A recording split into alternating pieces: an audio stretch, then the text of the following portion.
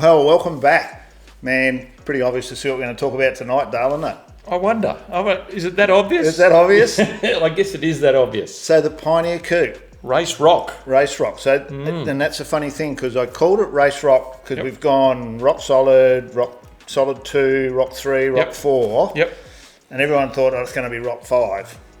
But no, it's going to be Sounds a like race a car. boy band. A race style car. So let's call it Race Rock. Yeah. But of course, Pioneer Coupe stuck. Yes. And probably a fair reason was it's got Pioneer written all over it. A little bit to do with it. Which is another story we'll talk about. So welcome back everybody. So we're into number 4 now. It's Friday night. We've got organised a bit earlier. It's Friday night tonight. It's about 9 o'clock and we're ready to rock and roll. Dale's had a big day at Drummond Golf today. So yes. But I'm feeling fresh. We'll rock on through it and get it done. Yep. Play on words. So I've got the hats. Yeah.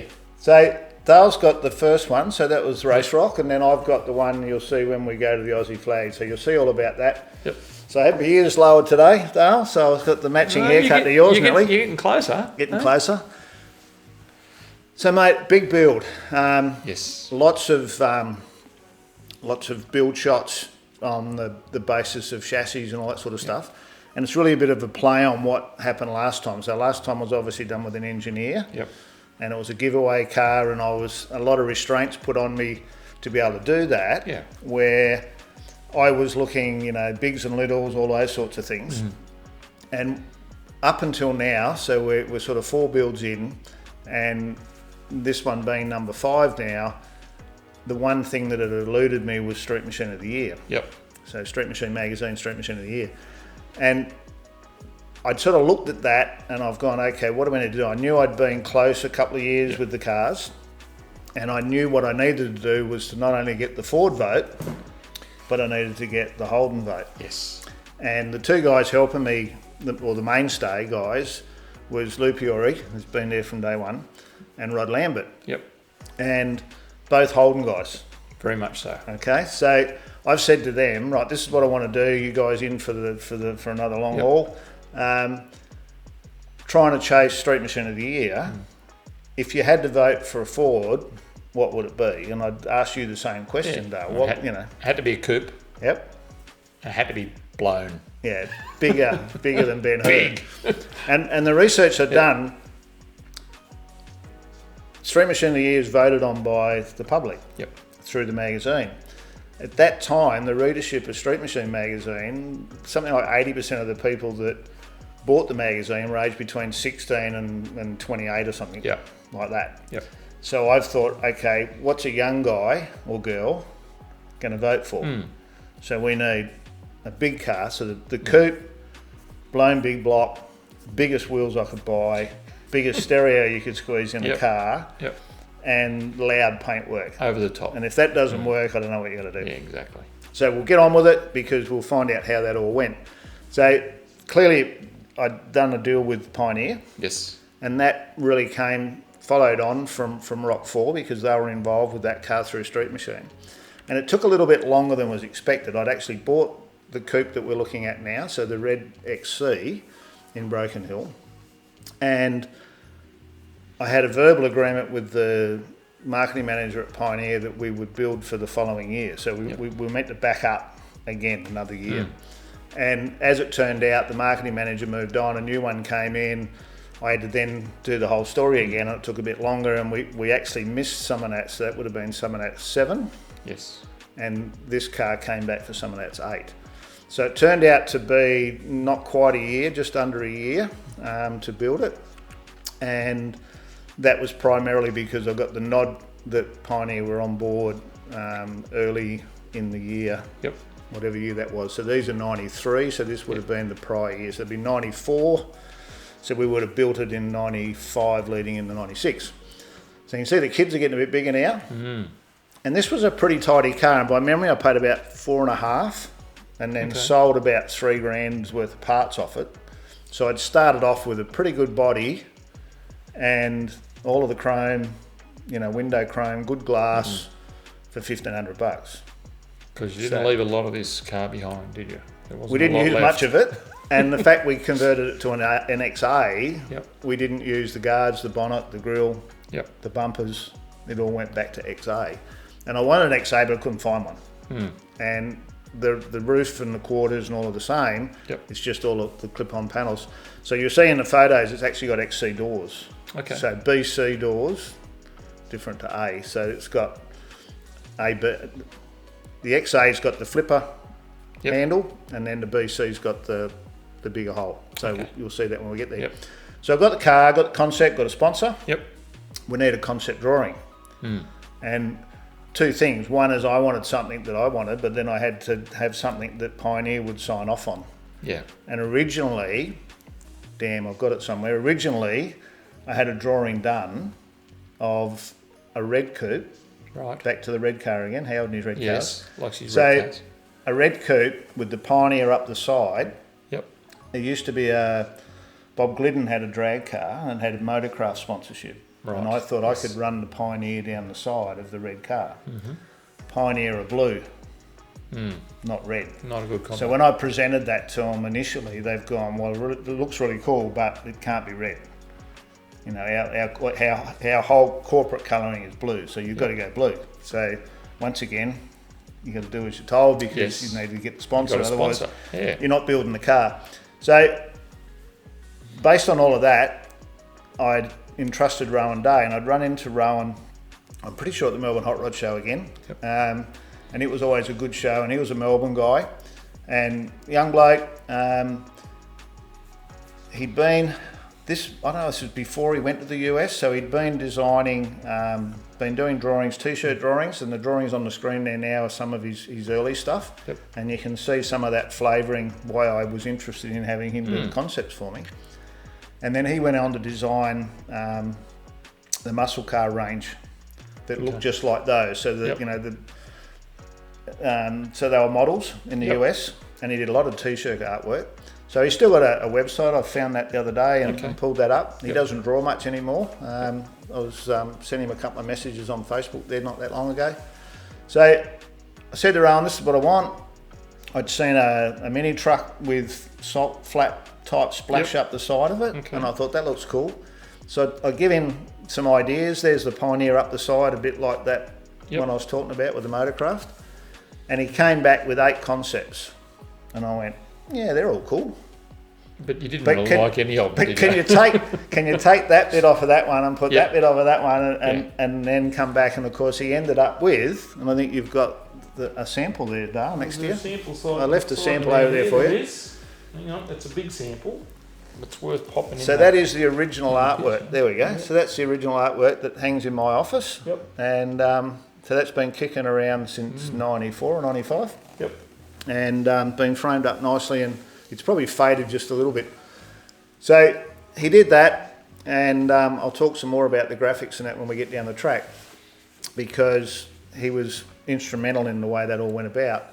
And then we needed a logo, which is on that hat that you had on at the start. And Rowan's got a couple of really out there ones. And once again, we had that situation where we needed to get corporate to sign off on it.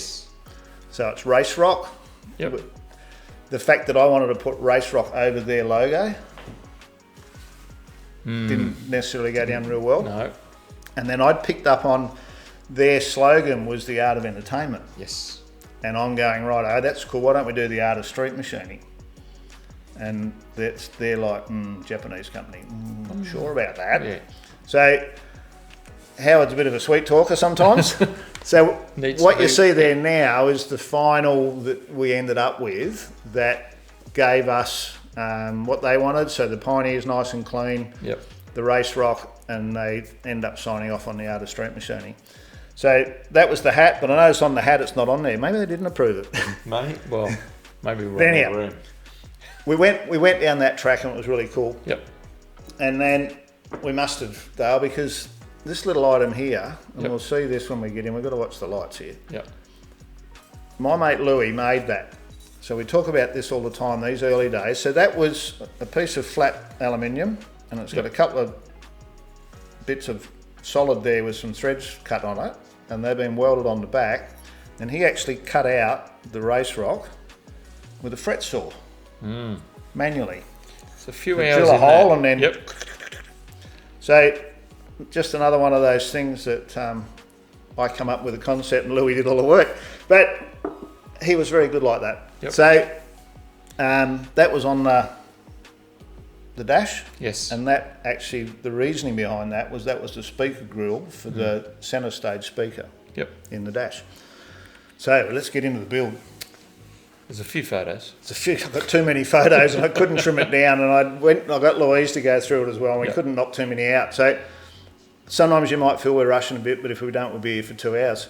So anything with the red in it now is pretty much before I got the nod, and I'm just sort of, Heather's saying, get out and start that car, or otherwise we're going to have no Christmas again, you know, So you can see there, I remember one Friday night with a couple of beers, we mocked up the corflute sign.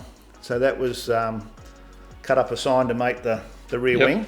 So that was sort of, you know, that whole drag race theme happening. And I can see, and you may not see, but the rear glass, we've actually lifted it up.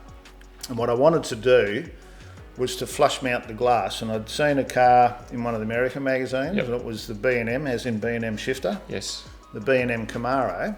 And that car was the first car I'd seen in one of the American magazines that had flush glass. Yes. So they basically used a late model rubber, and you lift the glass up in the frame, and then if you got lots of money you get a new screen made, or if you don't have a lot of money like us, you make the hole smaller. You modify it. You make the hole fit the glass. Yep. So it's got a standard front and back screen, but I've reshaped the openings, and then at the same time I decided to remove the drip gutters. And just as a word of warning, if you're thinking about removing your drip gutters, rethink it, because I've done it twice, and both times if you get a drizzle or rain you can't have your windows down because it runs inside the car. Yep. And with a coupe it's very difficult to keep the water out. It looks nice, it's not very practical. Yeah, it looks really cool, but it's not really good. So you can see here there's a couple of really dodgy photos of me welding up the drip gutters, and on that one just a bit of, and I did the same on the Mustang with a bit of 5mm round. Welded both sides and then ground it up and shaped it so it's all metal. And rather than, the Mustang had a fair, you know, I tried to make a gutter, it didn't really work, and then on this one it came down and I put the bit of solid round to get that nice radius where it come back around to the rubber. And then you can see in that one, I put that photo in, it's a bit of an odd looking photo, but right at the top you can see how the glass is up flush with the metal. So they normally sit down about 15mm, and it's got the rubber. You've had a fight with one of I've had a couple of fight those, yes. with the chrome strip in it. Yep. So we're chucking all that away and then urethaning the glass in with a rubber strip. Yep. So we needed to lift it up and build it up, and then make the hole smaller. Yep. So once again, you can see there it's just sitting on some blocks, the glass.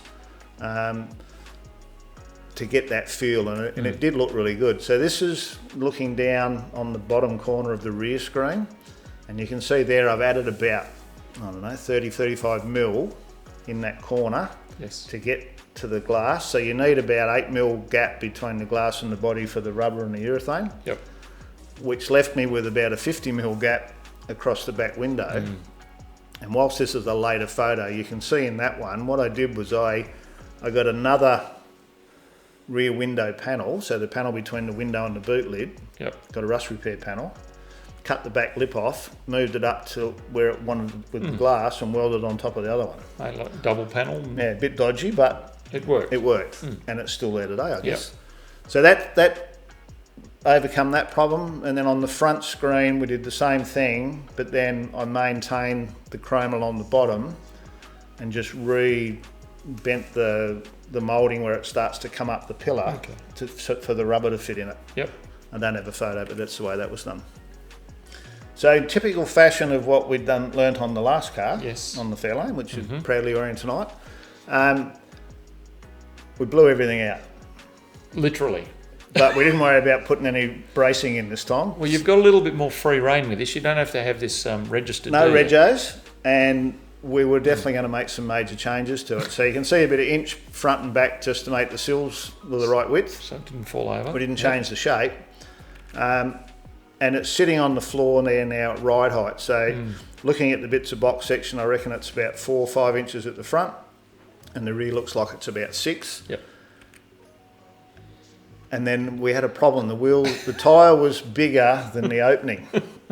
So it's a big tyre. We cut a bit of the quarter off, knowing we're going to have to stretch it anyhow. But then the tyre still wouldn't fit, so we cut some of the sill off. And at this point, I'd made a clear decision that I wanted to come forward.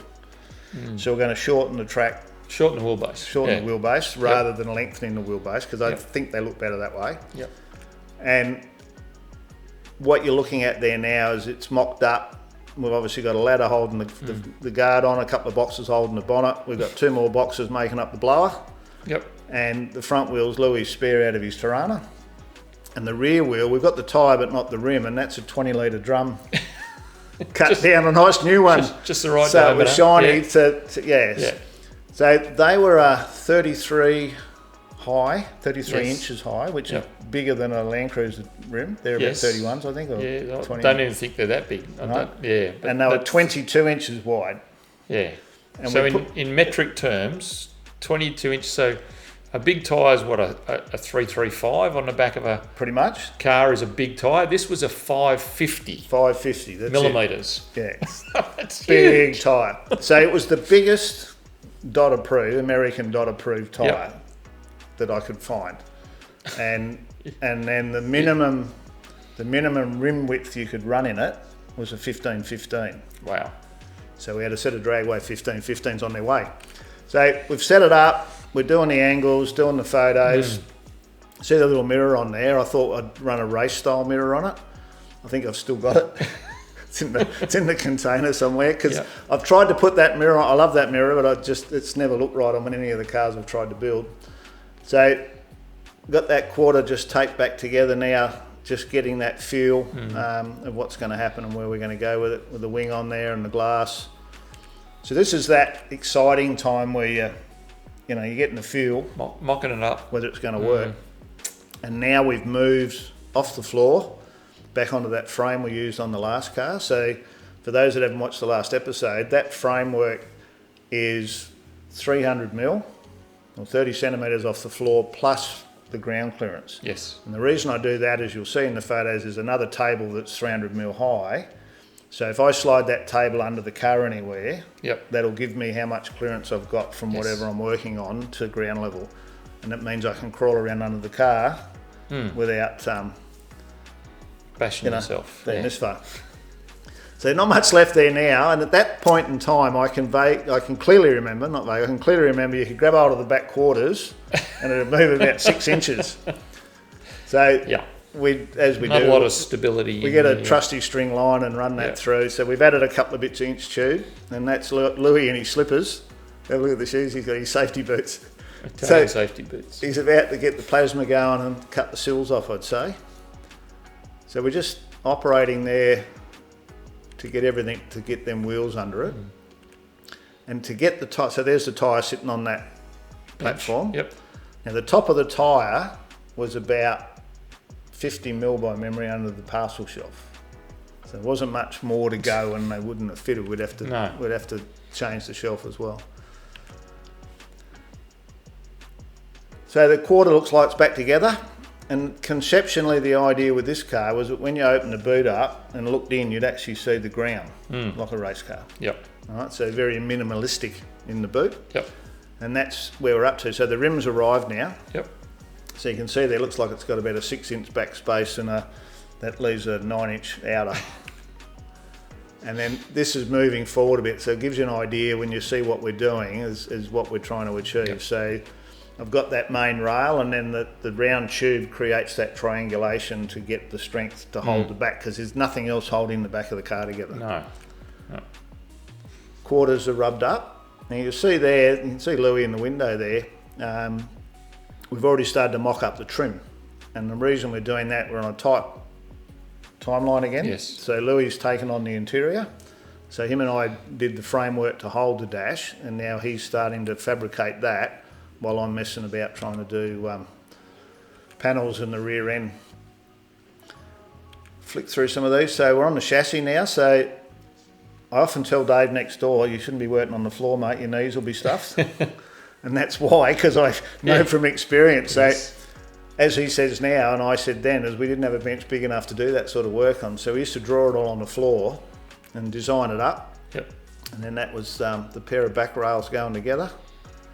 And then up on the bench doing a bit more. So that gives you a bit of an idea. So that 4x2 across the back again. So I've tried to copy what the engineer required me to do for Rego. Yep. I thought, well, if that we did a torsion rigidity on that, so if that passed, this will pass.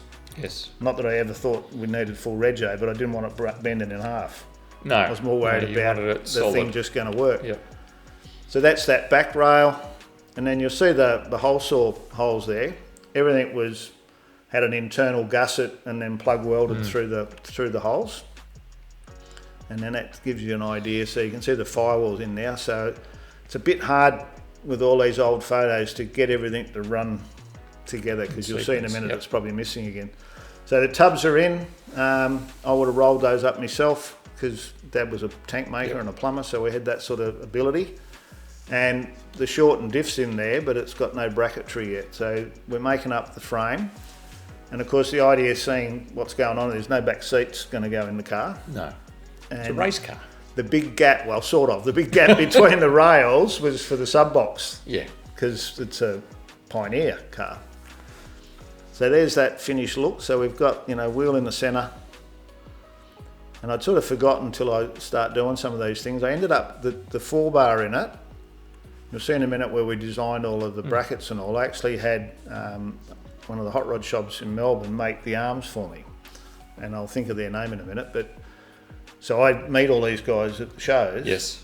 And then ring them up and go, hey, go mate, it's the guy with that purple fairlane. Oh, yeah, because we've probably been out on the drink or whatever. I need some arms.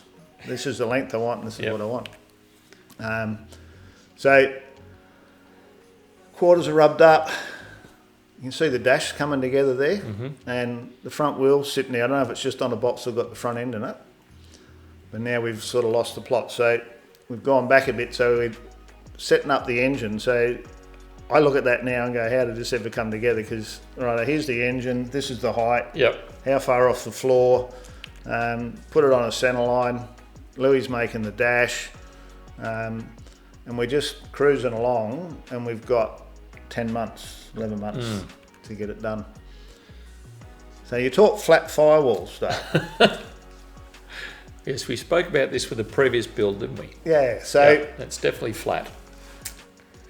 Last time I put rounded ends on it, Yep. It went round this way and round this way, and part of my thinking is always, well, what can we do a bit different? So this one was all done in straight square bends, and I didn't have machinery to do that. I would make up a template, take it somewhere and get it bent up. So you can see there I've cut the front off that plenum, and then welded it straight across, and remembering we've got a full chassis in this car. Yes. So we're not relying on this part of the structure for strength. Yeah. It's more just to keep the water out. So I've got that in, got it all welded up. Now we're putting the chassis in, and that's been designed around where the engine's going to go, and then to have enough height to pick up our suspension arms. And on this particular car, Mark Sanders from Road Performance Modifications in Adelaide come back on board to work with me again, and he actually built the front end for this car at his shop in Adelaide and sent it up, and it was just welded in, where last time we sort of made it as part of the chassis. So this was more done in what the hot rodders were doing, where you could buy a IFS front end that just clipped into the rails. So I give him the rail measurement, he's made something up, and you'll see it'll pop up in a minute. So I've got my sturdy chassis bench, an old plastic crate and a bit of leftover timber from building the house by the look of it, to get ourselves to a position where we can locate that engine. And at this point in time, we might have just cut a hole big enough to get the trans in. And now we need to make a bit of strength. So the chassis is built the same as Rock 4, and Rock 4 didn't require the top arms, but I know I got penalised at the shows for potentially not being well engineered, because I didn't have any upper rails. Okay. But even though it had been through torsion rigidity. So I'd had these sort of discussions over a couple of amber fluids with different people. You probably should have put some rails on that, Howard. I'm going, well, I probably did, but it still passed. So in this case, I thought I'd add those rails to it. But I also needed to pick up bonnet hinges. Yes. The front guards. radiator, grille, A few bumper things bar. that needed to hang off that. Because I got nothing, Yeah, as you can you see. need a front end. And last time I used the radiator support panel Yep. to locate everything back on. In this case, for whatever weird reason, I decided we'd just throw all that away and I'll make all my own stuff. So the process going on here now is you can see the little arm going out towards the lower stone tray. Yep. That was to pick up the lock brace, so it needed to be really sturdy. Yep. So that's coming off the chassis. Then all those bits of tube, the little round tubes that go around the radiator and stuff. A friend of mine raced Speedway, Okay. right? And he had a bender, Trevor Wilcott, Yep. had a bender that could bend that small tubing to Okay. make the sidecars that they used to Yeah, make right. for Yep. Speedway.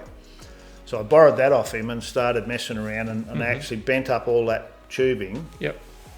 to hold the front end, and you'll see in a minute that I needed to pick up the grille and the guards, and we just pieced it together with bits of steel and clamps and things to get to a stage where everything was starting to hold itself together. So you can see in that one there now where we've got the chassis, the front end from Mark sitting in there, it doesn't look like it's Yep. welded yet, and then that arms that go out to pick up the guard, I bent that around so the bolt holes from the original guard went straight onto the tube. Yep. And while I think of it, that was a new old stock XA guard from Rare Spares. Because Rare Spares were a sponsor on the show, on the Oh, on the plentiful car. back then. They were plenty around, and I'm pretty sure it was a Commodore rack, by memory. So all that framework's going together, and I know there's some more photos coming up on that, the way it all mounted. That's a good shot there of the engine mount. So I made those up out of a bit of solid, and they're mounted just with a poly bush, and I've used that process on many cars, on the Mustang, the one we're doing now. And now we're starting to see that motor and the impact it's going to have sitting in there. So the front end looks like it's in there, and the little cow horn at the front picks up the guard. Now at this point in time, you'll see that engine, it's a dummy one. So Bob Fisher down at Melton, just out of Melbourne, was doing the engine. Yep. And Bob was known for his blown motors, so I went and seen Bob about an engine. And he gave me a block and a couple of heads and basically a blower casing Yep. to try and do my mock-up, because that point in time he was still building an engine, which become quite lengthy, and I think we ended up getting it the week before the Summerlats in the end. So I bought the new hat, and the rest of it just basically was for mock-up. Now so moving on from there now, we can see that framework's all there, and we've got the square, well, it's not really a square, it's a hectagonal hole Yep. for our Star Wars trans tunnel. It was very Star I was Wars. laying under there one day and I'm going, looks like Star Wars under here, boys. Yeah. It's a TIE fighter been welded into the floor. That's it. And you can see the sill panels have just been chopped off and, Yep. and blanked over. And that's pretty much the look. And you'll see as we progress in, it's just kept that. That was enough to hold all the front end together, wasn't it? It was. And you can see there we've got some vice grips now holding the guards on. Yes. And we're back on the ground now with looks like some wheels actually on the front end. So that's our ride height. Then looking from the front on now, I'd say at that point in time there's still a bit of tube holding the front together, but Louis been making boxes in the back, see through the window. Yes. So it's got the provision for the sub boxes now. And then we're getting an idea of the height for the blower. Now the reason we end up blown, this car was going to be aspirated with a hat. Okay. With electronic ignition, Yep. electronic fuel injection. And there was a guy with a white ute, and I'd spoken to him at the Summerlats, when I had 4 there, and he had that style of engine in a Holden ute, and I'm going, oh yeah, Chris Hillman was his name, and he'd done some really cool, where he'd put really weird engines in strange cars and stuff, but a very talented man. And that's where I was going, and I just wanted the hat just through the bonnet. Yep. Not by much, and you'll see that original artwork, it wasn't like right through the bonnet. Yep. And when I tried to sell the deal to the Pioneer, when the new manager came on, I had him at the Summer Nats. We're walking around the Summer Nats and I'm trying to sell him on this deal. Mm-hmm. We went out on the oval and there's like 2 cars with a crowd around them. And he goes, why is there a crowd around that car? And I said, well, let's go and have a look. So I walked over and it's blown. So then we walked over to the other car with a crowd around it and it's blown. And he says, what's that, mate? I said, well, see the big silver thing, it's a supercharger, because he was a banker. Yep. And he'd come to Car Audio. Yep. He said, can we have one of them? I said, well, there's a lot more money. Yeah. And I know you haven't got any more. And I said, I'll have a think about it. So I spoke to Heather that night and it was like, I thought it was probably going to cost me 10K more. And it turned out that was about the case. But I had a bit in the budget and I'd always wanted a blown car. So that was probably enough reason, and plus didn't need to twist your arm too much. The wife decided that that was probably not a bad thing anyway. Yeah. So that's how we ended up blown, just off on the side note. So we're moving along now, got a bonnet mocked up with the hole hacked in it so we can get an idea where we're going. Rocket covers, so at that point rear spares with the Ford Performance Racing distributor in Australia. Yep. So had a bit of an opening there to get some parts at the right price. And then the front end there, you'll see that it's got a Wilwood front brakes, which was not very common back then. It was more a hot rodding thing. Yep. And I really loved on the hot rods how they had the separate disc with the aluminium hat. Yep. The aluminium stub axle and everything. And I went, I'd like to do that. And we had Hadfield stubs. Right. On it, and Hattie adapted the brakes and all for me. Yep. And it was something new in the street machining side of things. Like now it's just super common, but it was quite unusual and quite different. You were known for that, doing things a bit, before their time. It wasn't that I was necessarily come up with bright ideas. I just pinch ideas from whether it was from mini trucks or hot rods and bring it to street machining. That's really what was going on.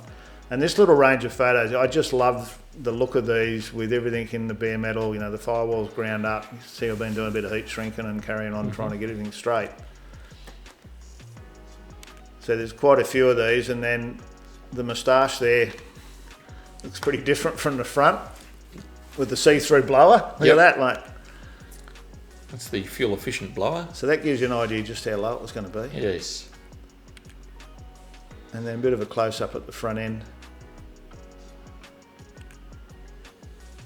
So you can see that engine mount to the right of the front end there with the hole through it. I remember drilling that in the drill press. It took a long time. Yes. I think I bought a tool. It was a drill bit, but it wasn't like a hole saw. But I remember it taking forever. Yep. And then made them up. And then these plates were no better. So the front sorted, we're going to do the rear. So we do a 4-bar. Yep. And it had a diagonal on this one. And I was buying, as I always say, a lot of American magazines, and I spotted this, it was what's it called? The Missing Link. So it was a story about 4 bars. I thought, that's cool. So I found that photo, I liked the look of that, so I just made my cardboard template and got some plate and started hacking it out with an oxy and a grinder. So I made 4 rough ones and then run 2 runs of weld down it to get it into shape so I could drill it. So it was all drilled in the drill press and all done manually to get to a point where it looks like that. So the diff was shortened by John Treverna, and it was back in the day before there was a lot of billet stuff around. They used to use Toyota Dana axles. Yeah, because they were the same. They were the same strong bolt pattern as Ford. Okay. And they used to respline them, so that's what went in it. And then nodular iron, blah blah blah, Detroit locker. And then I put all of the bracketry and the bracing on it. At that point in time, I wasn't aware that you really should be straightening things, holding it. I thought it was that bloody short, it's not going to bend much anyhow. So that's it, prior to place, waiting to go in. And then that's the bits and pieces. So aluminium coilovers and the rears. So we've got rear brakes to match the front with a little manual handbrake. So I learnt my lesson from the tail shaft one. So that was a manual one. So hopefully it was going to work a bit better. And then I've chucked this photo in. These were the brackets that went between those two plates that held the rear shocky. And they were a lump of solid aluminium that Louis cut and shaped with a hacksaw and a hole saw in the drill press. Wow. He's a pretty handy sort of fella, eh? It's sort of about handy, mate. Yeah, Yes. what about that one? So that was my first extractors in a box. How hard can it be? Can't be that hard. I've seen plenty of pictures, and I watched my brother and my dad oxy weld all the time, so I had a bit of a practice run with the oxy and took to that like a duck to water and cut them up and made it up. I look at those now and think I might have done it a little bit different now, but they worked all right and it looked pretty cool. Little shorties. So then the gearbox. So we're going to run a glide. So we're a 460 big block Ford, and at that point you could buy an adapter kit, and I reckon it was Owl's Race Glides that did the glide for me. And I know it was either Taverna, a kit, or one of Owl's kits, can't remember. And I got him to send me the casings. So I said, can you send the casings out that we're going to use, because I want to grind them up and polish them and make them look nice, and I'll send them back, that way you can clean it and I'm not grinding after you've built the box. So he sends it up. So I grind it all up, polish it, and I send it back, and I get a phone call when he got it, and he goes, "You're an idiot." I go, what have I done? He goes, "What have you done? Have a look at this gearbox. It's ridiculous. Who does that?" And I go, "Yeah, you're right." And the biggest problem is when you do that is you can't see it. Car's 4 inches off the ground. The bottom of the trans is level with the rails. So all of that beautiful polish, you can't see it. But I knew it was there. Yeah. So it looked cool. So we had our lesson from the 2 chassis stands, 2 engine stands with Rock 4. We've got a bit. So we've now built ourselves, duty. Yes. made a rotisserie. Had a few photos, and you'll see it up in that shortly. So that's the rear. So there's them arms I was talking about with the 4-bar, the stainless steel arms. And that gives you a really good idea how big them wheels are. I don't know what's holding that up. It's not on the crane.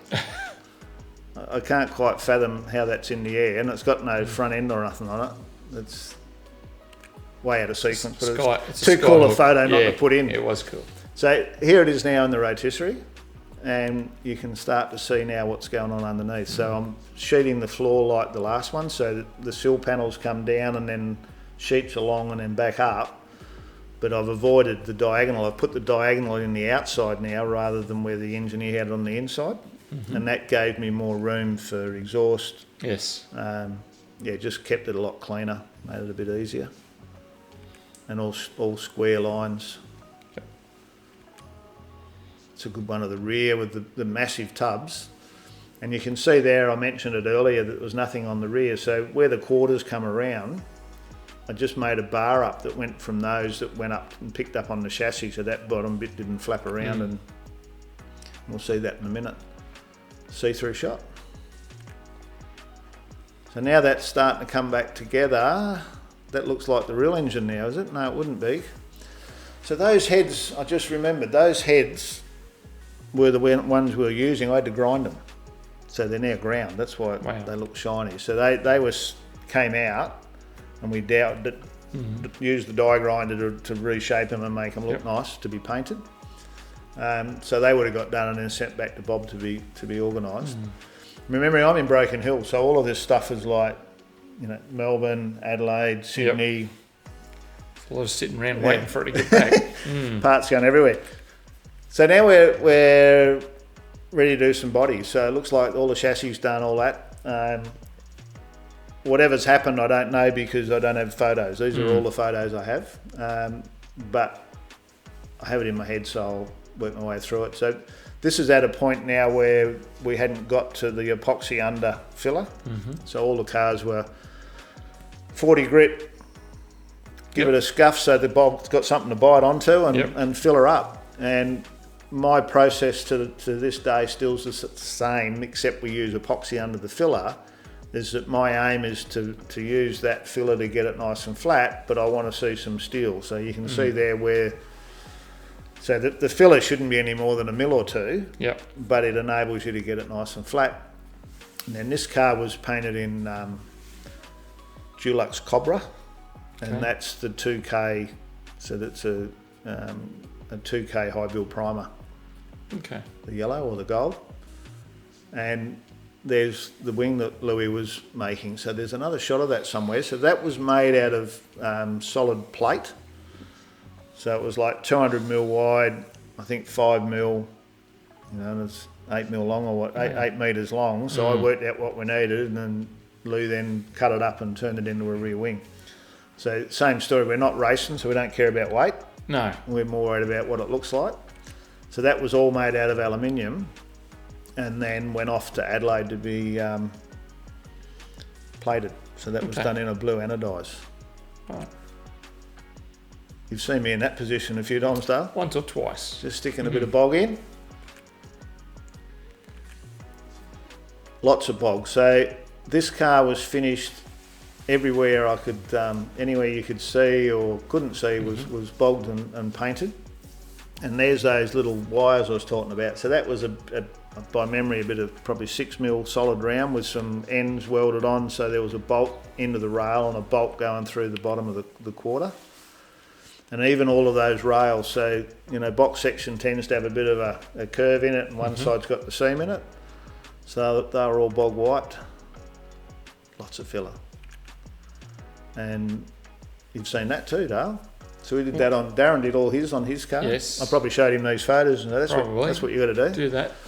So blow them apart, put all new bushes in them, die grind them up, and then that way when you paint them, I've seen them, you can put a whole lot of high build and stuff on, but all that happens then is you go to put the bolts in and then everything starts flaking off. Yep. And then the diff would have been bogged up, 2K, and then you can see the stuff on the rack hanging in the background. Hinges and that front brace, plenty of bog dust. Diff on the left. Must have been cold, Dale, got the heater there. So there's that wing. I knew there was a photo somewhere. So that's Louis making those end plates to fit, and then they had screws from the underside, and he tapped threads into the 5 mil, so that they had little button heads on the underside of the boot lid. And there it is there. So that one there, I welded the plates in so that it was all smooth underneath, but because we had nothing in the boot and we had these massive tubs in the way, normally you move the hinges in a bit. Because the wheels were that wide, that's where the hinges ended up. So this is obviously a finished photo, but I needed to show where the hinges went. So I obviously had to put some mounting in there, and they were a Cortina bonnet hinge, so like a 2C Cortina. And they were ideal because they were just a hinge, because the Cortina just had a little arm, like a Commodore. Yep. So I used them front and back on this car. Actually, the bonnet had the same hinge. And now we've gone all the way back to the start again now, because this is a bit of a run on the trim. So while I'm started at the start, this was the framework. So we'd made a decision I'd made the decision, being a Pioneer car, I wanted subwoofers in the dash. So we had 10-inch subs. That's, a big task. 10s, 6-inch tweeters. Yep. And then 4-inch in the doors, more tweeters. Wow. 4 8-inch three-ways behind the seats, and 2 12-inch subs. I'm amazed you can still hear today, Howard.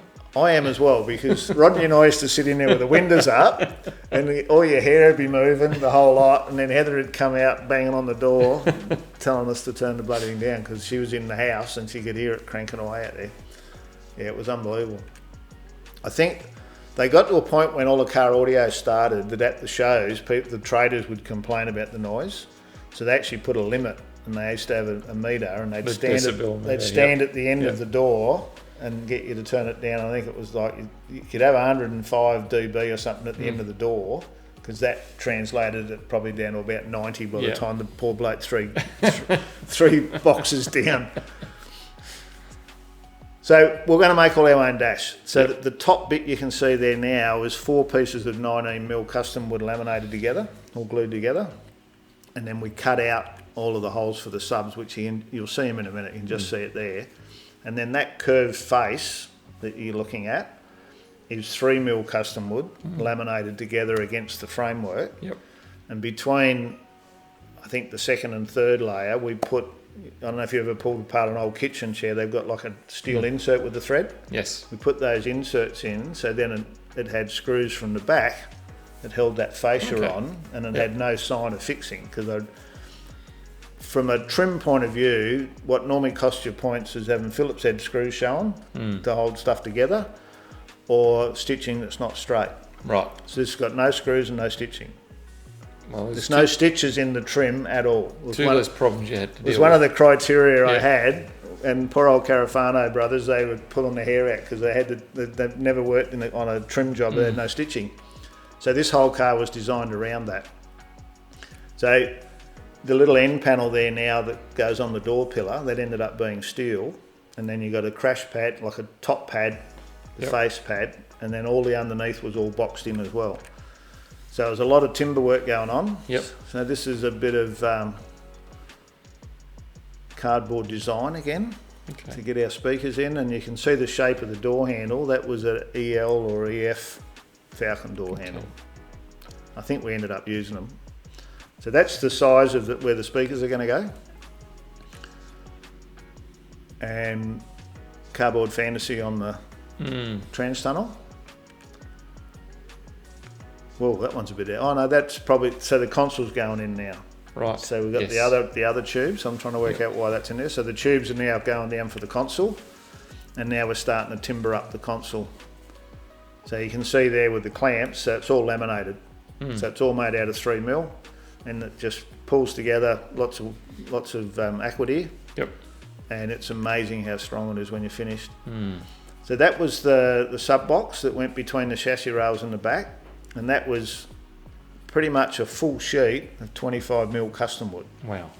It's a lot of wood. To make that. So it was two separate boxes, as you can see, and the whole thing was 25mm. And just to the other side of that, you can see the hole in the dash that's been cut into that 80mm of custom wood, which you can see in that one now. See the dash where it's got the holes in it for the subs? So more lamination going on. Cardboard. So the shifter in that was a ratchet shifter, but I bought a Momo manual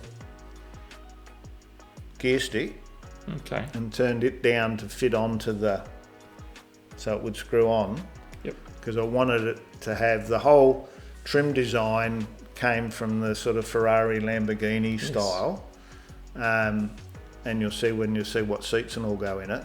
So I didn't want the normal ratchet shifter. It didn't fit to what I had in my head. So I got a Momo shifter, and I threw this one in because this was our Pioneer rep.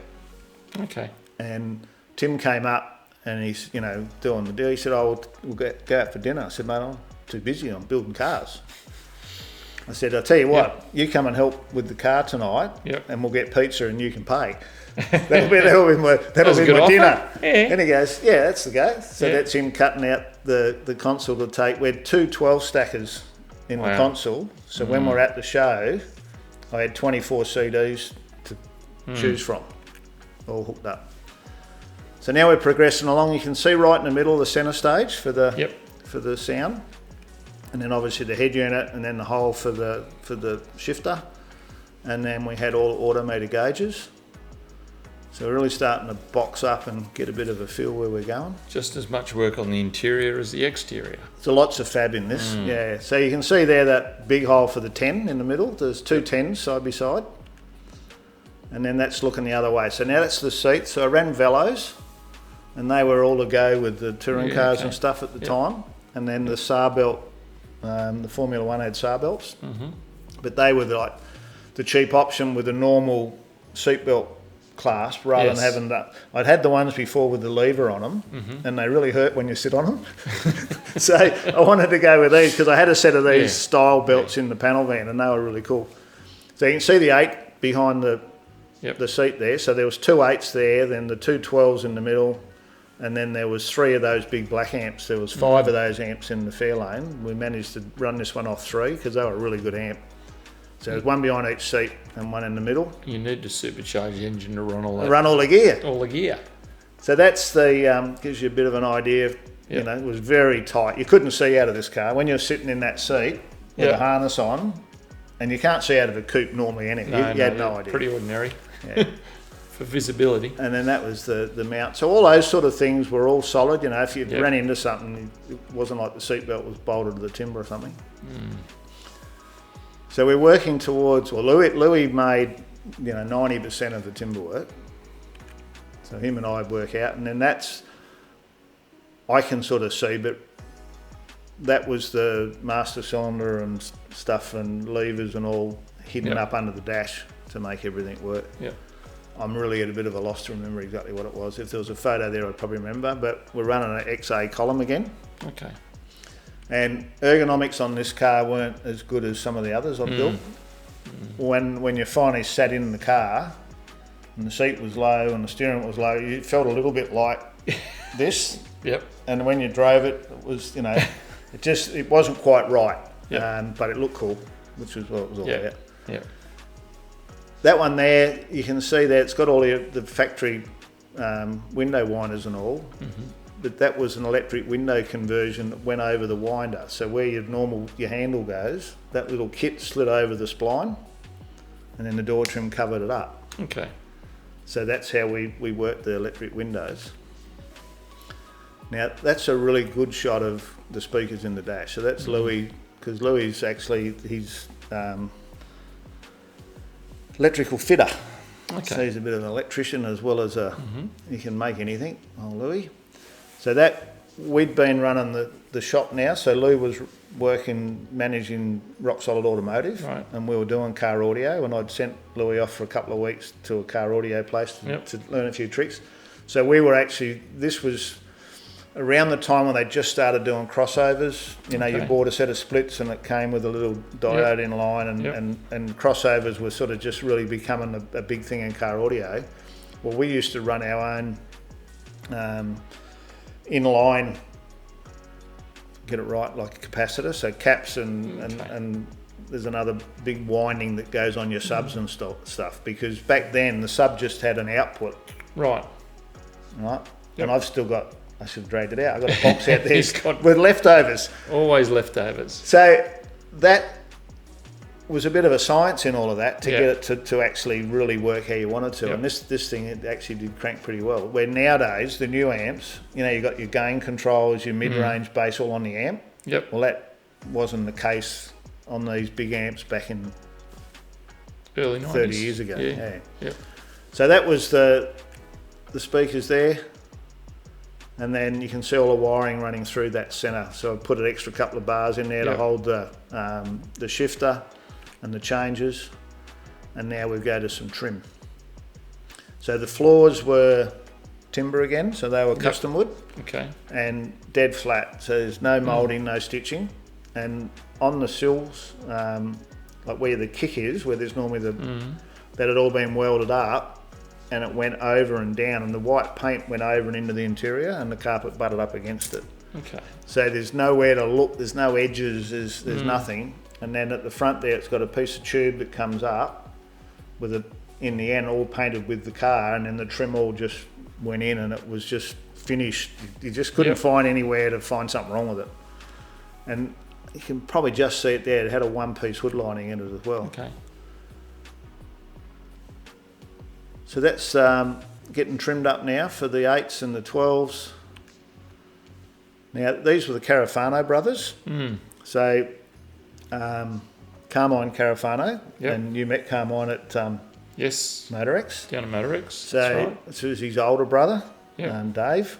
David, and Claude. Claude was his younger brother. So that's Claude there and Carmine there. So they were from Adelaide. Okay. So they had the seats down there, and we painted the back of the seat silver, or had someone painted in Adelaide, and then they retrimmed the velos with no stitching. So I said, I want you to trim them with no stitching. And they go, well, we don't know how we can do it. I said, well, let's plan it out. And they worked it out, and they looked a lot like a Recaro, but rather than stitch it, it had foam blocks, and then the trim went around, was all glued, and they looked really cool. And then on the side there where the Commodore fabric is, Dale. Well, you're trying to remember that whole. Just where Claude's hand is there. Yeah.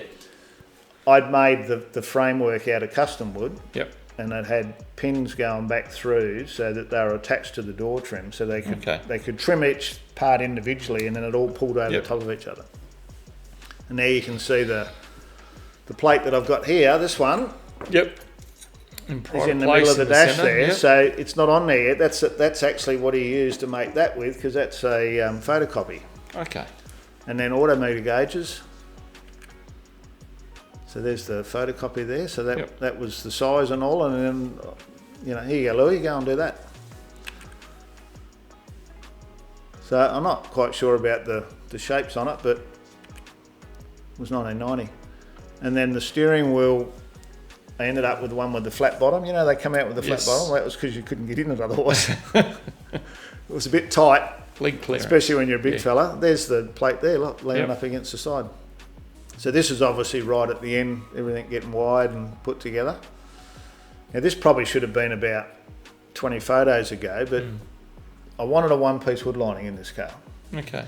And I thought, how are we going to do that? And I'm reading stuff, and I worked out that if I could get another roof off a coupe, I could use it to make a mould. So the first two photos are the fiberglasses. So at this point in time, the house was being built just outside the shed, and I put a pool in, and the guys that came up to do the pool made the pool on site in fiberglass. And I went, cool, I better make that mould. So I got them to put the glass in it while they were there. Yep. So the third photo, which is not quite, it's before and after, I managed to get another coupe for $100 because it was rusty. Okay. I cut the roof off it and chucked the rest out the dump. This is probably now worth God knows what. Yeah. Welded the little legs on it and then filled it up with gyprock plaster. Yep. Like corner cement, I think I used, because that was the cheapest. And then moulded it in and shaped it and sanded it. It's me there doing the moulding. And then the boys laid the fiberglass in it, and that became the hood lining. And it had to come in through the back window. Right, okay. Fit because of the width. Through the width, of course. So that's sort of all of the trim, and we're probably a little bit out. It's really hard with so many photos to try and get it all to happen. So now we've got to paint it. Yeah, and I'm worrying about the time a bit, Dale, but it's just about to hit the hour, and we're not painted yet. So the guy on the right's Owen Webb, and Rodney and Louis. So Owen was working with Dulux as a rep, and I obviously met him at shows, and I think I met him in '88 or something, and we're now into 10 years ago. And I'm talking to him, and I'm telling him what I'm doing, and he goes, oh yeah, we'll get involved. And so that Owen actually came out in his own time on a weekend. So I had the whole car painted in white. Okay. Then he came out on the Friday, and I'd hired a local spray booth, like a panel shop, and we took the car down there white, and then went about masking the car a squillion times. So there was 3 colours of blue plus the Pioneer on the side, and each mask was the full size of the car. Then you'd spray the colour, pull the mask off, put the next colour on, and so on. So you'll see here, slow process. Sort of go through. So that's me checking out what's going on. And as I'm going through these, here's Owen in the corner having a little blow between coats. Rohan, that did the design for me, he cut what they call a ruby. Right, and it's like a red ruby sheet, and he hand cut with a scalpel those graphics, and it was about this big. I've got it somewhere. Should have had it out. So he did a separate cut for each colour, and then they were overlaid onto a drawing. I then gave those to my signwriter that was doing computer cut graphics. He put them into his computer, scanned them, rang me up and said, Howard, this won't work. It's all jaggedy and horrible. And I said, I'll come down and have a look. I got down and gone, man, that's so cool. He goes, what? And I'm going, look how good that looks, because what had happened is where he'd cut it, when it scanned it, it just read it as a rough edge. And that's why it's got a rough edge. So it was just sheer luck that happened.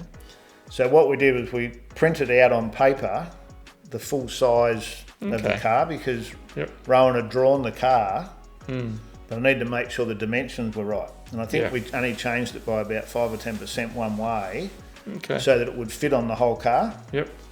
Once we knew it was going to fit, I give them the nod, and then they cut all of those graphics on the computer, like miles and miles of reams of bloody stuff, on a mask film. Yeah, okay.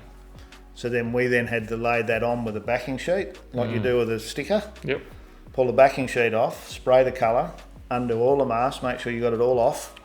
And you'll see here, like Owen there, and there was like all of us, just hours and hours and hours. Upon layer upon layer. And there's the boss checking out the job. So obviously all the colours. So yep. So there's like the aqua, a mid blue and a dark blue. And I wanted like the mid blue to be like a Russell fitting blue, to have that real anodised look. And they were the colours, and Owen picked the colours, and I've still got them tins too, Dave. Of course you have. So that was, the concept and the way it was done. And then once we had all that on, we then had to put the Pioneer logo over the top of it, and then clear the whole lot. So the thing got masked and pulled apart and masked and painted and cleared to a ridiculous stage. And if you can imagine all that masking, when you're trying to clear it, it just wants to run off the edges and all. So he's getting some runs, and I'm going, how are we going to do this? And then in around the boot jam, it was getting a bit heavy, and it started to run, and he's just gone woof, and I've gone, I'm learning something every day. And I said, what are you doing? He goes, well, if you get runs in the jam, you can't fix it, but if the run's on the side, you can. So he just made it run out of the jam, and the jam was perfect. Yeah. And on the outside, you just block it off with 800 when you're done. There you go. So once again, up on its side, so this is all masked off doing the clear. So underneath is already all painted. And then there's the pile there's a whole 6x4 with a crate of masking that come off the car. And then was barrier crash. So this was across the road from the Ford dealer where I used to work. So we had to put the full wheels back under it because nothing else would fit under it to put it on a trailer. No. It's a bit of a problem, wouldn't it? So there's a couple of the followers there. So the guy who borrowed the camera off, Colin Clare, that's him in the background with his shell shirt on. So this is the first photo of it with the doors and the guards and all on. So that's me holding the door so we could take a photo to see what it's going to look like. So we're getting pretty excited by this stage. Yep. And then the guy, Trevor Wilcock, with the sidecars, he's the windscreen guy. So he's putting the glass in. Yep. So it's looking like a car. At that point we've got glass and trim all starting to go together. And then there's that wing back from being done. Yep. Anodised. Boot's not painted, Dale, you notice that? There's always something not done. Boot's not painted yet. And you see the braces under the back wheel arch there. I was getting a bit worried about how much weight we had hanging off this rotisserie because all of that timber and all sitting in the middle, and I'm starting to think, because the car's not designed to be held at the ends, it's designed to be held by the pickup points. Yep. So all those colours are working. So the anodising on the wings, the same as the light blue. Yep. Then we got the Russell fitting blue, and then we got the dark blue. And then wiring for the doors, for the speakers. So they were just out of one of the current model cars. I just went down the dealer and had a look, found something that would fit, bought those. Front end's in, all polished stainless. Man, there's some work. Now this engine, that's how it come back from the dyno. So this is a week out. So I've rang Motec, who's got the engine. So Motec did the computerising. I rang Motec. I've been ringing them. Finally got on someone that could tell me the answer. He said, mate, we can't do it before Christmas. It's not going to happen. I said, well, it's got to happen. The guy that fits it, our chassis guy that fits it up to the... Because they didn't have the gear to mount a big block Ford to their dyno. No mounts or nothing. I said, well, what about if I come down and mount it? And he goes, what are you, a chassis guy? I said, yep, no problem. So Rodney and I hopped in the truck, in the F100, zipped down to Melbourne, went across to the exhaust place across the road, borrowed their MIG, Yep. went down the shop and got some steel, made it all up, got all the exhaust up, and they fired it up, and Bob Fisher come up and they ran it on the dyno, got it to run. It was pretty rough, but it was running. And then we threw it in the truck, drove home. Well, we got to Mildura at 1 a.m, grabbed a bed there, got up. Wow. And then got home, and we still had radiators to make. And this particular car was finished in the car park at the motel. But once again, we had a sponsor. So you're just under the pump. Yep. So we got there, was running a bit rough, but we managed to do it. So the motor was black there, and that was just last minute. Yep, it was always meant to be blue, but it was black, and you'll see later on it ends up blue in the end. There's the kids, getting bigger all the time. They are growing like weeds. Where's Dad? In the shed. Where do you think he'd be? Yep. And then that was the rig. So I don't know. That's a trailer for that was the trailer made for this car at some point during that year, and that was the F250 I'd had for some years now. So that was running a 460 as well now. That had a 460 big block with the FMX behind it, and obviously my sign writer was doing a bit of sign writing. And then we then turned up at the event. So this would have been the second. So this car did 3 summer nats. Okay. First one pretty rough, second one not bad. So it was top 10 every time. It's in all the books there, Dar, but we probably haven't got enough time to get into all of that. Louise might even just throw it up on one of the screens. So that was a calendar shot that someone did that was pretty cool. And then that was Street Machine back then used to have a studio set up in in Building B. Yep. And they'd, whatever cars are there, they'd shoot them on site and you could stand around and watch. Yep. So all those poster shots and all came from that shoot. Okay. And as you can see, no bonnet.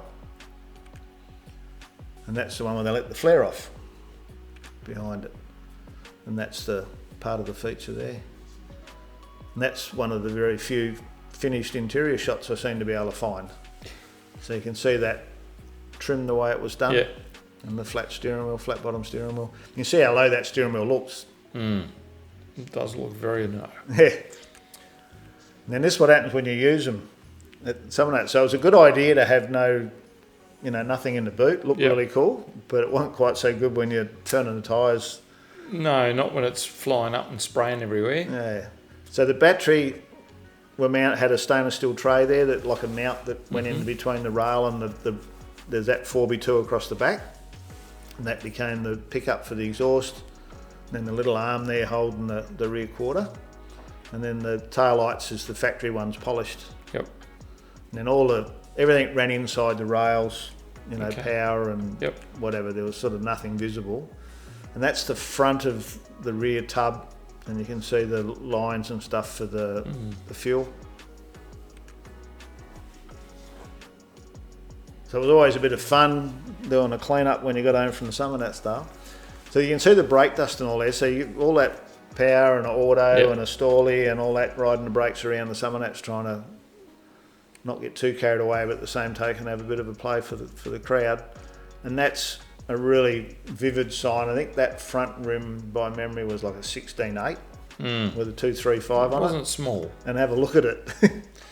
In comparison. It used to stop all right. A lot of people say I wouldn't stop with front runners, but they weren't front runners. Yep.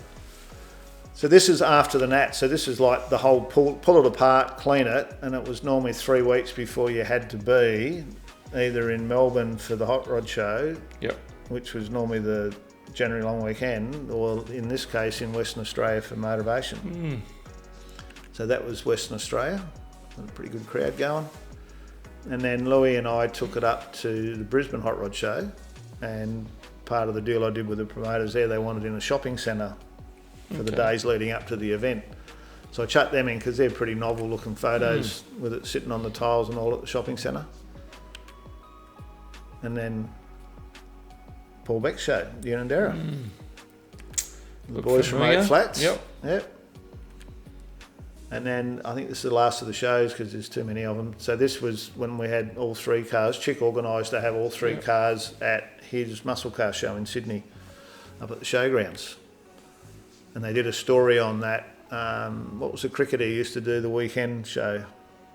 Big tall guy. Anyhow, he was sitting in it and doing the show on the telly.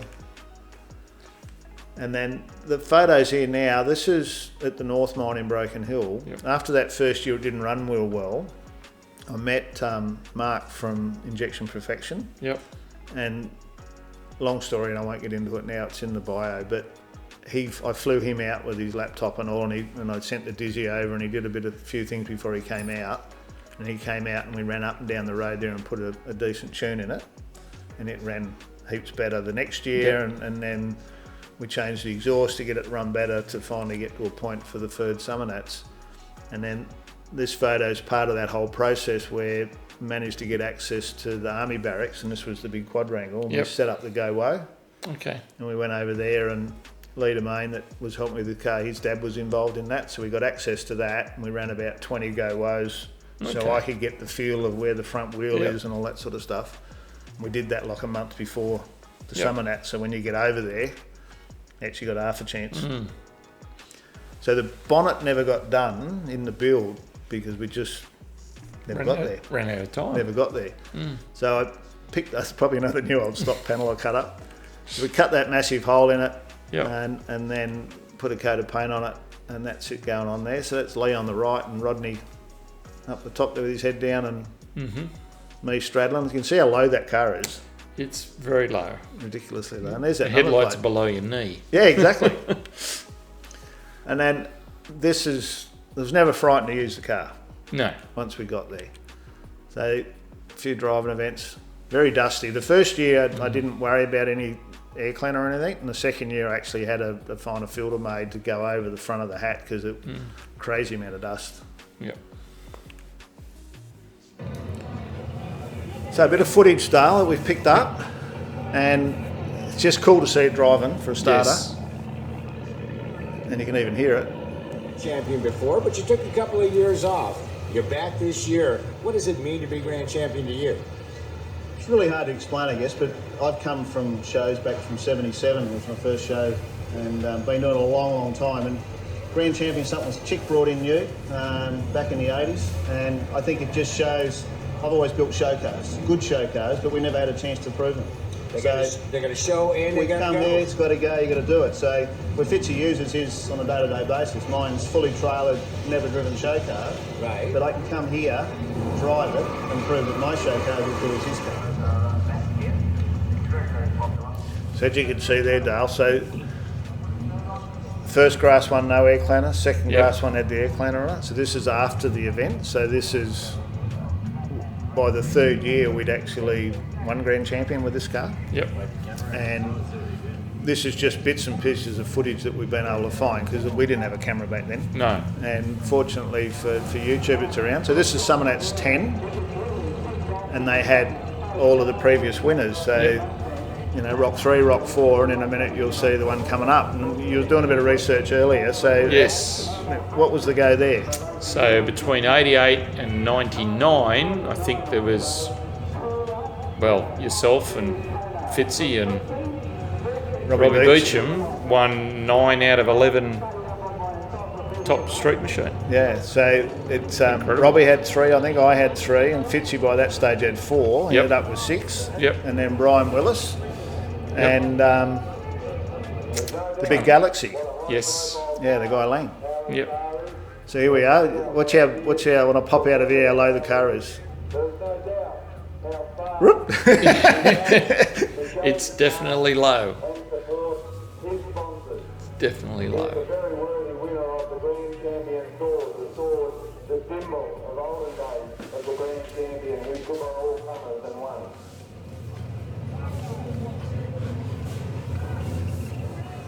Sword.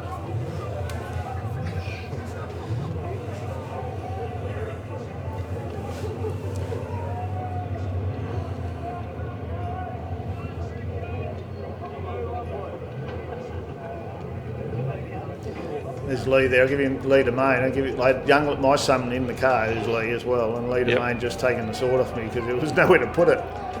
Not a lot of room. Trying to turn them 22s, mate. Yeah.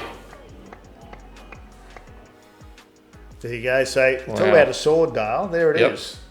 So that's why it wouldn't fit in the car. It's massive. Crazy thing. That's a big sword. So when we won that, I'll click through a photo here. So there it is there. Yep.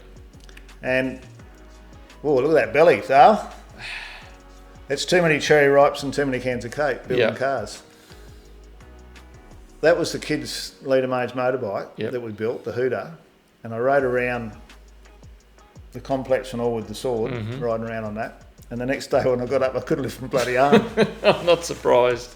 It's not real light. That's one heck of a sword. So I've had 3, but I've only got 1 sword because the sword started at someone that's 8. Okay. So it was called Top Overall. Yep. And then Chick changed it to being Grand Champion. Someone that's 8. So that's the crew there. So young Rodney. Yep. And Lee Domain. Yep. And they basically travelled. Louis didn't get away with us too much. That wasn't sort of his thing. He was just happy building stuff. He wasn't necessarily that wrapped in going off and getting involved. And some shots there of Lee, so Lee Domain. So he's with Miss Summernats from the year we won the sword, and then a couple from a couple of party nights. And the reason they're in there now is unfortunately Lee was involved in an accident, a motor vehicle accident, and passed away. And he was only like 27. 25, I think, and that's him with my son Lee, obviously with the trailer. And when that happened, it was sort of devastating. It was in September. I tried ringing people to tell people that he'd passed because he'd been away with me a lot, been a lot of shows, met a lot of people. It's just all too hard. So I thought, rather than do that, I still had the coupe. Yeah. I'll drag it out, do a bit of a dedication, and take it to someone that's that way. I don't have to tell everyone on the phone. Everyone gets to know, and you know, it was a small idea that turned into a monster. So, and I try and make this as short as I can because it's interesting, but at the same token, I'm conscious of the time. The idea, I rang Pioneer because my contract said I had to take Pioneer off the car once I stopped after the 2-year program. And I hadn't done that because I wasn't taking the car anywhere. I basically retired, finished, it was sitting in the shed, and I tried to sell it. And if I sold it, I would have then got rid of it. Got rid of the signage. So I rang Owen and said, look, I really want to, is there an easy way for me to take it off, do whatever? I had some ideas of what I was going to do. And he said, Howard, why don't we respray the car? And I've gone, that really wasn't what I had in mind. And he said, no, bring it down to Melbourne at the training centre. We'll do most of the work, blah, blah, blah. Well, of course, as we know with all these things, it turned into a monster. So I'm trying to work out that if I'm going to repaint it, what am I going to do as a dedication that you can do it so it is a genuine dedication, but it doesn't mean that the car's got to be then painted again straight away. Because it's then a dedication and it's no value to anyone. So when they did the stuff in the paper and all, his mum put a thing in the paper that was one of those memory things that you put in there that says something about the brightest star. And that got me going. And then from there it was like, star, Southern Cross, Australian flag, and of course we call it Die Hard. So a lot of people know, I run the Australian flag. I love Australia and I love the flag. A bit of a Die Hard, and it was hard that he died. So that's where the Die Hard come from, and then the concept of the flag. And there was a guy in Broken Hill with a race boat with the flag on the boat, and I'd always liked that look, and I thought that'd be cool. So Lee and I spent a day with crepe paper trying to do a bit of a flag thing and work out whether I thought that might work over the car and how we'd do it. And the process had been progressing where Owen had worked out with Jeff Haggerty, that Jeff would get involved and be able to do some sort of design that's going to look good because he's a graphic guy. and then John Aristis was working with Owen at the PPG training centre. So all of that came together, and then when I took the car down, I've gone to a show and seen one of Mick Doohan's race helmets there, and I liked the way that was done. So we sat down with Jeff, and what you're looking at there now is what he came up with as a design to be able to put the Australian flag on the car. Yep. And then where that went over the boot, effectively what could be seen as part of the Southern Cross is on the boot, which has got the dedication. So that's how conceptually it was put together. Yep. And that's the result. So pretty impressive. So so the same process was used with computer cut graphics. Yep. Jeff did the design, then you computer lay it out. And the thing that always got me, and you'll see when we go through the photos in a minute, and there's a lot of them, I'm going to just flick through them quite quickly because it shows the progression, is that there's actually yellow and green in that Australian flag. And I don't know what his theory was, whether it was to make it pop or to do something, but it worked. Yes. And there's no way I would have even come up with that to do that. So the first thing I did was got to strip the car. So I rang Rodney and said, you want to go again? So we agreed we would. So we started pulling it apart, and by now Lee's grown up, so that's his little Hyundai in the background there. And it's Louise has grown a bit more as well. So we pulled it apart, got it on the trailer, and headed off to Melbourne. And pretty much the way that worked is I took it down one weekend. They stripped the paint off it and got it painted white during that week. The next weekend we laid the graphics out. Yep. Sprayed all the graphics over a 3-day weekend, like Friday, Saturday, Sunday. Yep. Went back the following weekend to pick it up to take it home to effectively put it back together. Because by now it's like October, November or something. So a few shots here now of all of those parts, the seats and the computers. Heather's going, what is he doing? Again. With all the parts on the floor. Yeah. And then Pioneer said, well, look, we don't want the old system in it because if you're going back there, it'll be high profile. So here's a whole new sound system. So they put a whole new, the updated model in it, which Lee was happy about because it ended up in his Hyundai, the old one. Yep. So, lots of parts and then all that detailing work again. And then I've got a run of photos here now that will go through that paint process. So this is the training centre in Melbourne. Very impressive place. They're the colours on the bench. And then that's a very young John Aristis. And buzzing off all those graphics. And then that's the side-by-side boost there. So massive place. So that was all buzzed down. Louise come down for a trip, keep me company. So then all back in white, and then we're in the process of the computer graphics. So it's Owen and Jeff, and lots of tedious time and effort and work to go through all of those colours. The amount of masking and back masking and to be able to do each one, so get the red on and pull that off, then put the blue on and then pull that off, and so on through that whole process. And at the same time, we're still at that stage of wondering, is this going to work or isn't going to work? It's Jeff there, and there's the green, and you're thinking, it's an Australian flag. There's no green in the Australian flag. I wonder if John's at the background there with his, I wonder. And it really completed it, didn't it? It did. So like I said, this was Friday, Saturday, Sunday. Yep. So now we're starting to get a bit of a feel where we're going. And the other interesting part for me is where those two overlapped. Was which was going to go above and which was going to go below, and that was all Jeff. I mean, he really had that under control. I probably would have liked to seen a bit on the bonnet because the bonnet didn't have any graphics at all on it. So that big blue stripe going over the top there is where the dedication went, like that. Okay. So that's it. So the brightest star right on. So he was very much a motorbike boy. Yep. And that was in the end being what brought him undone. But loved his bikes. So at this point, it's very coarse, harsh edges, Yep. and working towards, at some point, having the highlights put on it. Yep. And Owen had arranged for an airbrush guy to come in and, Yep. give it that depth. Yep.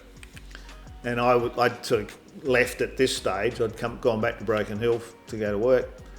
And then when I went back the following week to pick it up, I walked in and go, "God, what happened?" And I go, "What do you mean?" I go, "Well, like, who was the airbrush guy?" And they said, "Oh, he let us down and blah, blah, blah." And Owen ended up doing it with a full-size gun. 30 metres looked great. Yep. But with Yep. my eye and, my brain, it was like, close bloody hell. was- So yeah. I took it home and I spent 60 hours or something crazy. And I went over with a gun and a brush and did a lot of work to it to get it up to where I thought it deserved to be. And, I was in contact with them and worked through a process, but it came up very good in the end. But it was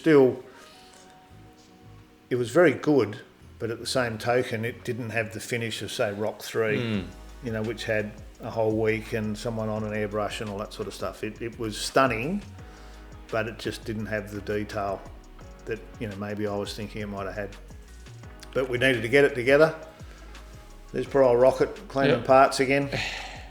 So the grill, and then the other change I made is just to make a bit of a change.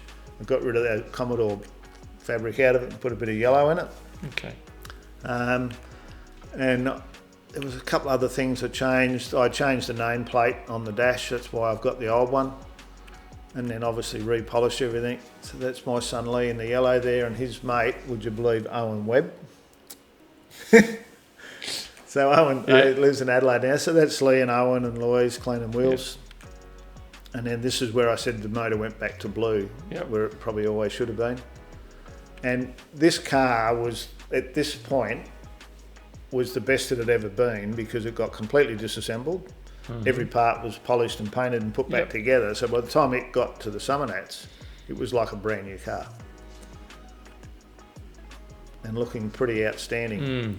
It was definitely an eye grabber, that was for sure. Year after year, something new happens at the Summer Nats. What we're actually watching now is extra special. There's an incredible story behind this vehicle. Some of you will think you recognise this beautiful car, and you're absolutely correct. One of our great favourites, Howard Astill, one of the legendary Grand Champions, is now back in the game. This XA Falcon hardtop represents more than the high end of elite street machining. It represents the memory of a great friendship. Howard Astill, how are you? How are you, We Kerry? didn't think we'd ever see you back at Summer Nats. Well, What's the story? neither did I, mate. I was happily playing a bit of golf, actually, and sometimes things in life change, and unfortunately we went through some dramas back in September where I lost a very good friend of mine that used to help me with the car, Leader Mate, and he was knocked off a Harley up in Brisbane. So we sort of decided to do a bit of a dedication, and as with most car rebuilds and things, it got out of hand. But it started for Lee, and it's really about a dedication to Lee and who he was and what he's about, only a young bloke. Yeah. So that's how we got back. Fantastic. It's really great to see you here, and the car looks really nice this time around. Thank you. I'm sure Lee will be very happy with it, mate. Well, hopefully he's watching, mate. Sure he will be.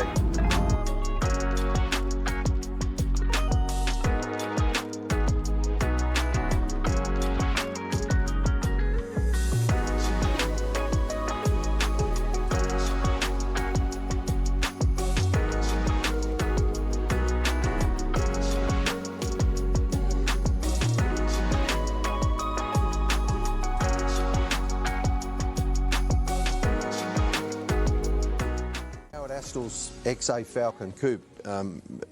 What was special this year with the paint job was that a tragic accident happened to a really good friend of his, which inspired him to do the car this way. Yeah, well, he had virtually finished with the show scene with this car, but in memory of his good mate and companion that had put a lot of work into the car in the past years, they did it one more time, and I think a very fitting memorial. The one man, top judged elite, Howard Astill. in the white Ford Falcon Coupe.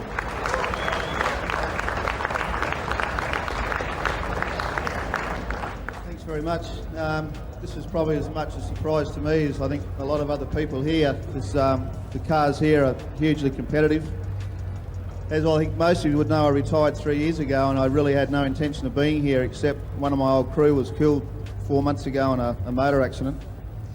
If you see the car, you'll see a dedication to Lee on the boot. And the last 3 months was to Lee.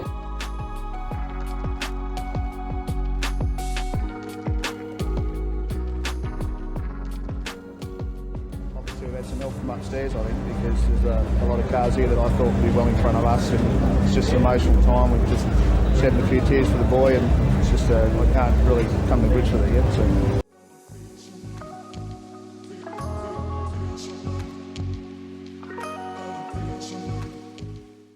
So that's the story. That's how it all came about. Yep. And of course, winners are grinners.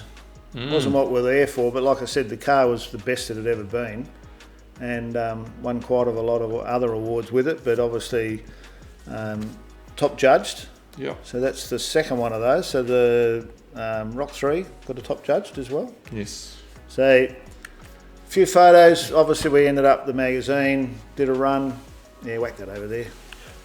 So we got another feature, which is always nice, and another cover, and that pretty much brought to an end that car for me. I did one more show with it, and part of that plan was to take it there to try and sell it and move on in my life and put that to rest. And it didn't sell on the day, but a couple of weeks later, a young bloke by the name of Chad Murray bought the car, and that's him there in my shed on his trailer. Yep.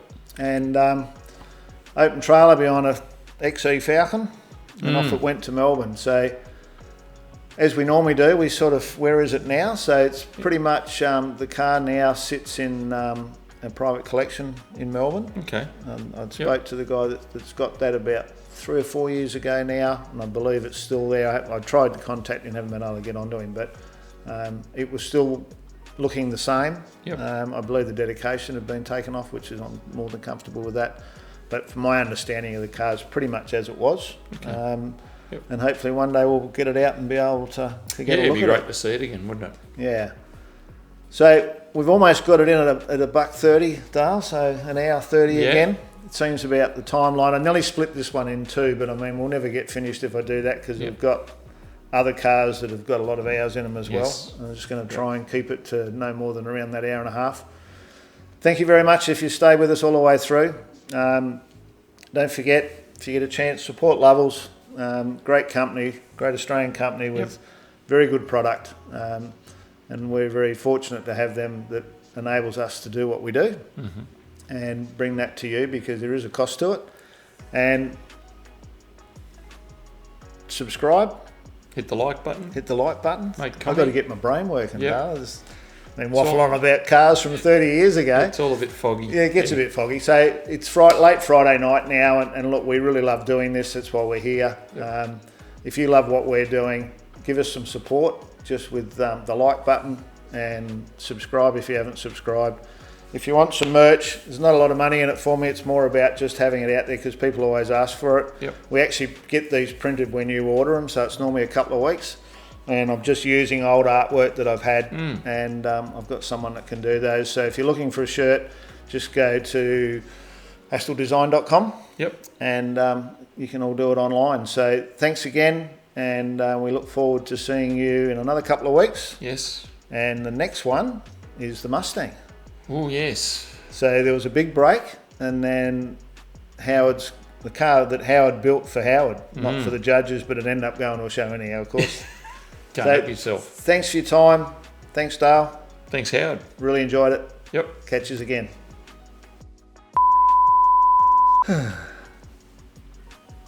That was a lot of photos. It was a lot of photos. 350 photos. Man. And he's got everything together. The kid.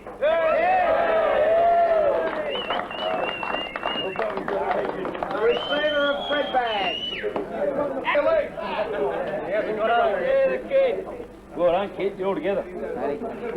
I'd like to thank my mum for letting me come. I'd like to thank my engine builder, Uncle Brian, for getting me here in one piece. And I hope you all have a great time. Orthopaedic surgeon and